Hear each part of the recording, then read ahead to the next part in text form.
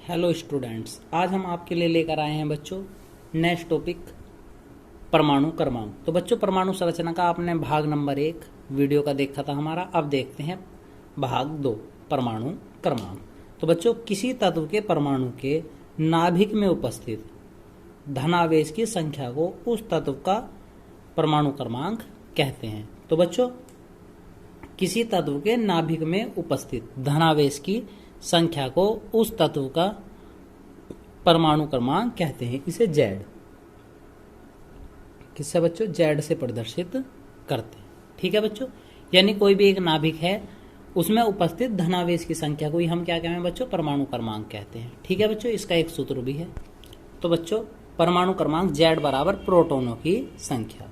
क्या हुआ है बच्चों, जो हमारा परमाणु क्रमांक है वो किसके बराबर हो, प्रोटॉनों की संख्या के। और प्रोटॉनों की संख्या बराबर हो बच्चों इलेक्ट्रॉनों की संख्या की। ठीक है बच्चों, तो परमाणु क्रमांक दो चीज के बराबर हो, प्रोटॉनों की संख्या के भी और इलेक्ट्रॉनों की संख्या के भी।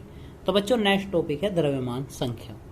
किसी तत्व के नाभिक में उपस्थित प्रोटॉनों व न्यूट्रॉनों की संख्या के योग को, किसी तत्व के नाभिक में उपस्थित प्रोटॉनों व न्यूट्रॉनों की संख्या के योग को द्रव्यमान संख्या कहते हैं, या न्यूक्लियनों की संख्या या द्रव्यमान संख्या कहते हैं। ठीक है बच्चों, यानी कि किसी भी नाभिक में जो न्यूट्रॉन और प्रोटॉन है, यदि हम उन दोनों को एक जगह जोड़ दें तो हमें द्रव्यमान संख्या मिल जाएगी। ठीक है बच्चों, इसे हम ए से प्रदर्शित करते हैं।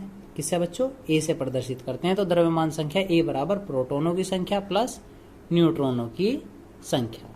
ठीक है बच्चों, अब हम इस पर आपके लिए कुछ अंकित प्रश्न लेकर आए हैं। देखते हैं बच्चों न्यूमेरिकल्स।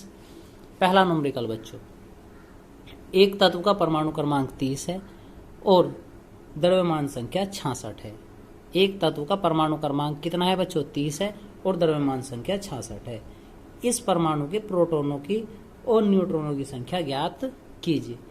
तो बच्चों परमाणु क्रमांक 30 है, तो क्या पूछ रहा, प्रोटॉनों की संख्या। तो सूत्र क्या था बच्चों, प्रोटॉनों की संख्या। प्रोटॉनों की संख्या किसके बराबर हो गई थी बच्चों, परमाणु क्रमांक के, परमाणु क्रमांक के। तो यहां से हमें बच्चों परमाणु क्रमांक कितना दिया हुआ, उसने 30 दे रखा था। तो प्रोटॉनों की संख्या डायरेक्ट कितनी आ गई बच्चों, 30। और हमसे क्या पूछ रहा, न्यूट्रॉनों की संख्या। न्यूट्रॉनों की संख्या का क्या सूत्र था बच्चों, द्रव्यमान संख्या बराबर थी हमारे कहें के प्रोटॉनों की संख्या के, प्रोटॉनों की संख्या प्लस न्यूट्रॉनों की संख्या। ठीक बच्चों, तो द्रव्यमान संख्या कितनी दे रखी थी उसने, 66।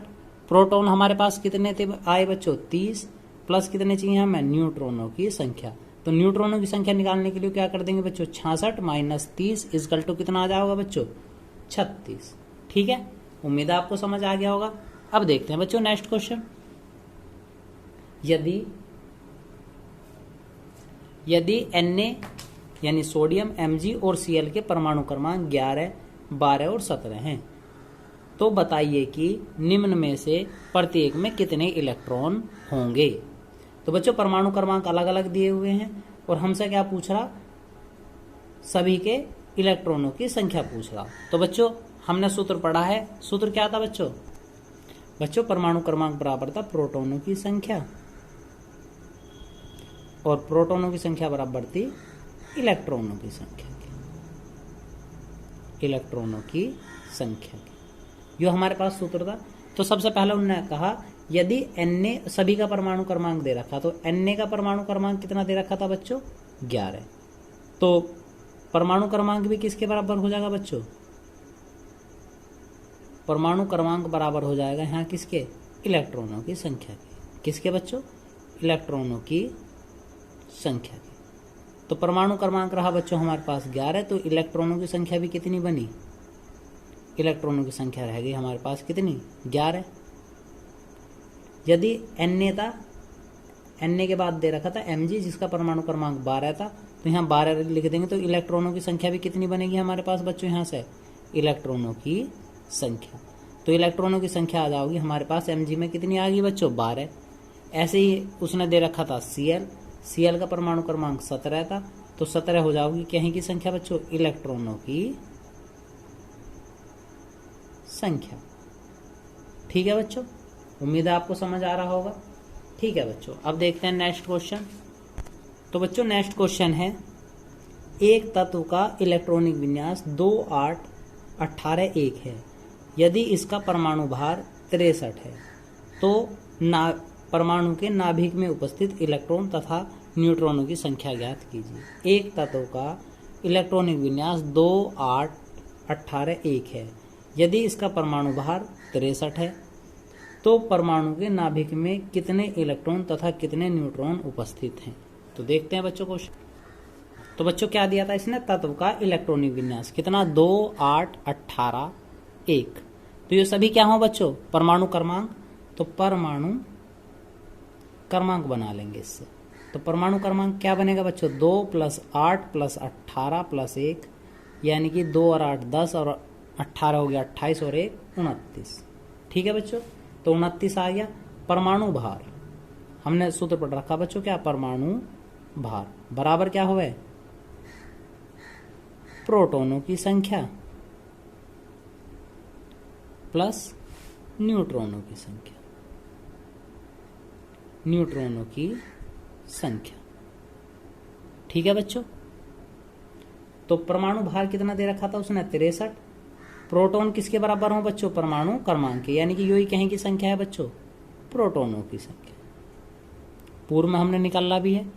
तो प्रोटॉनों की संख्या होगी बच्चों यहाँ से 29, प्लस हमें क्या चाहिए, न्यूट्रॉनों की संख्या, न्यूट्रॉनों की संख्या। तो कितना हो जाएगा बच्चों, 63 - 29 = न्यूट्रॉनों की संख्या, न्यूट्रॉनों की संख्या। तो बच्चों 63 यानी 13 में से 9 गए 4, 5 में से 2 गए 3। न्यूट्रॉन कितने आ गए बच्चों, न्यूट्रॉनों की संख्या ये हमारे पास कितनी, 34। तो 34 न्यूट्रॉन है। एक उसने क्वेश्चन पूछा था क्या बच्चों, इलेक्ट्रॉन।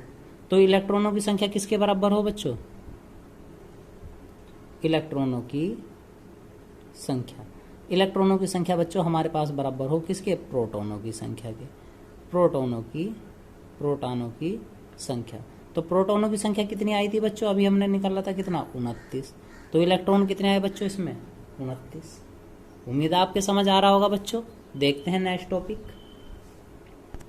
तो बच्चों नेक्स्ट टॉपिक है नाभिकीय बल। नाभिक में न्यूक्लियनों की संख्या को, न्यूक्लियनों की संख्या क्या बच्चों, न्यूट्रॉन प्लस प्रोटॉन को परस्पर बांधे रखने के लिए विशेष आकर्षण बल को नाभिकीय बल कहते हैं। यानी कि नाभिक में उपस्थित न्यूक्लियनों की संख्या, न्यूक्लियनों की संख्या किस है बच्चों, द्रव्यमान संख्या को परस्पर बांधे रखने के लिए एक विशेष आकर्षण बल को नाभिकीय बल कहते हैं। ठीक है बच्चों, जिस बल से भी न्यूट्रॉन और प्रोटॉन बंधे रहे उस विशेष बल को ही हम क्या कहेंगे बच्चों, नाभिकीय बल कहते हैं। देखते हैं नेक्स्ट। तो बच्चों नेक्स्ट टॉपिक है समस्थानिक। ऐसे तत्व जिनका परमाणु क्रमांक समान परंतु परमाणु भार भिन्न भिन्न होता है। ऐसे तत्व जिनका परमाणु क्रमांक समान परंतु परमाणु भार भिन्न भिन्न होता है समस्थानिक कहलाते हैं। परमाणु क्रमांक एक सा होगा पर भार कैसा होगा बच्चों, अलग अलग, समस्थानिक कहलाते हैं। जैसे 1H1, 1H2, 1H3। 1H1 को हम क्या कहें बच्चों, प्रोटियम, 1H2 को क्या है ड्यूटेरियम और 1H3 को क्या है ट्राइटेनियम। ठीक है बच्चों, अब देखते हैं परमाणु भार यानी कि समभारिक। समभारिक ऐसे तत्व जिनका भार समान होता है परंतु परमाणु क्रमांक भिन्न भिन्न होता है। ऐसे तत्व जिनका परमाणु भार समान होता है परंतु परमाणु क्रमांक भिन्न भिन्न होता है समभारिक कहलाते हैं। जैसे 18 AR40, 19 AR40, 20 CA40, यानी कि आर्गन, AR आर्गन, पोटेशियम और कैल्शियम सभी के परमाणु भार कैसे बच्चों, समान है परंतु परमाणु क्रमांक कैसा, 18, 19 और 20 है। अब देखते हैं बच्चों सम न्यूट्रॉनिक।